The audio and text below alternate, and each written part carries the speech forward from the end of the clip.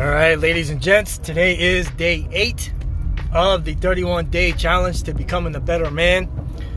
And today's topic is living an organized life, right? And, depending on how many hats we wear, besides being, whether you're a husband, a wife, being a father, a mother, and being a business owner, a CEO, team leader, if you're part of like your kid's PTA board.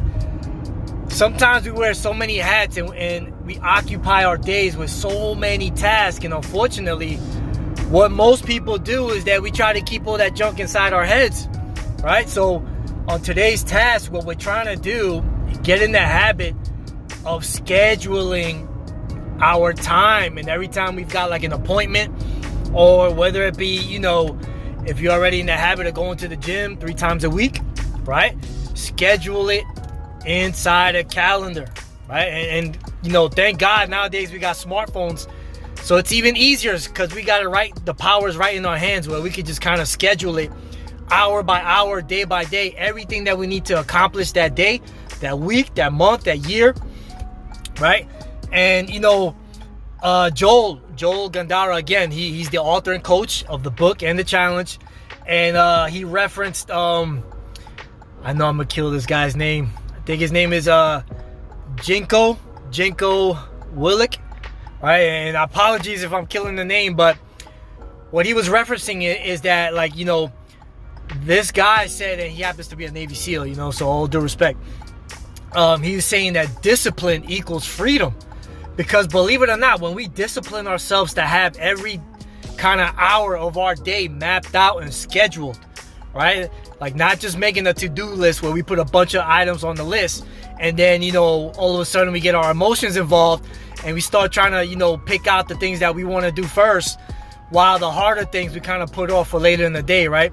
So this one kind of, forces us to hold each day accountability on the exact time that we're supposed to accomplish a task. So again, like what Joel was referencing was that the kind of the jewel is discipline equals freedom. When we get in the habit of scheduling out our days and weeks and months, day by day, hour by hour, you would be surprised how much time we free up. And not only that, but it actually frees up our mind, because now our mind is not, the anxiety kicking in, like, oh my God, what did I forget something? You know how, like, you have that feeling like you forgot to do something, right? Now we're not worried about that because we've got it planned out in our calendar, and also in our phones we could get like those notifications, right? So it automatically sends us a notification, hey, this is what you're supposed to be doing right now, right? And that works great, especially when networking and you meeting up people, like right there on the spot. If you don't have the time, like let's say you met someone and it's like, hey, let's have lunch, right? Let's say, all of a sudden you say, okay, let's have lunch tomorrow. And then, for whatever reason, you look in your calendar, but you can't do it tomorrow, right? So the jewel here is that you got 2 choices. You can either do the action right now, like whatever you need to accomplish, you can either do it right now, or you can schedule it for a later date, but you do it right now. As soon as like the kind of like the responsibility presents itself, or the appointment, you schedule it right on the spot, right?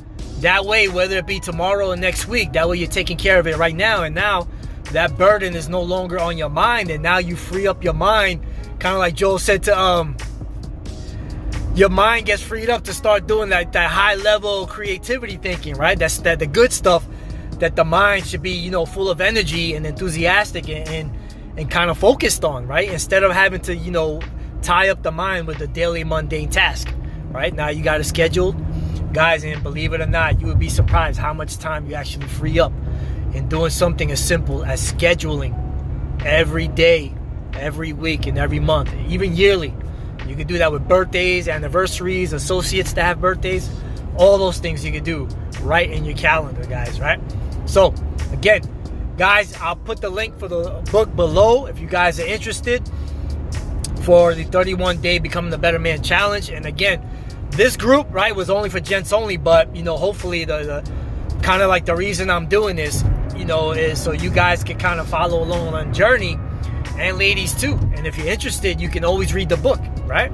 But gents in particular, guys, we're getting to an age, depending on how old you are, we're starting to, naturally, physically losing that testosterone, right? That kind of burst of energy that we used to have when we were younger, right? So we need to get back on track, right? And becoming part of a like-minded group helps you, keeping you accountable and forcing you to act, right?